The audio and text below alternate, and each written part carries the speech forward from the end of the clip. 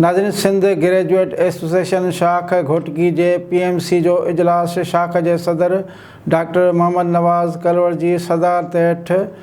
सिगा office में थियो। इजलास में सिगा घोटकी जे साबिक़ सदर Agha Bilawal Pathan, Roshan Tara model higher secondary school Ghotki जे बोर्ड ऑफ गवर्नर्स जे चेयरमैन सैयद अली रज़ा शाह, सिगा जे उहिदेदारनि सैयद इकरार हुसैन शाह, अयाज़ लतीफ़ दायो, रऊफ़ पारस दायो,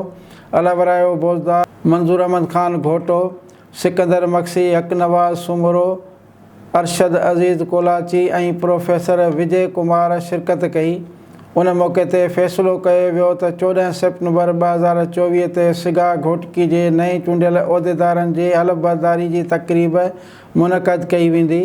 जंहिंमें सिगा जो मरकज़ी chairman Ali Hassan Birohi, secretary general Wali Mohammad Roshan ऐं ॿिया मरकज़ी उहिदेदार शिरकत कंदा। इजलास में घोटकी ज़िले जे नौजवान सहाफ़ी मोहम्मद बचल घुञो जे क़ातिलनि खे कैफ़िर किरदार ताईं पहुचाइण जो बि मुतालबो कयो वियो।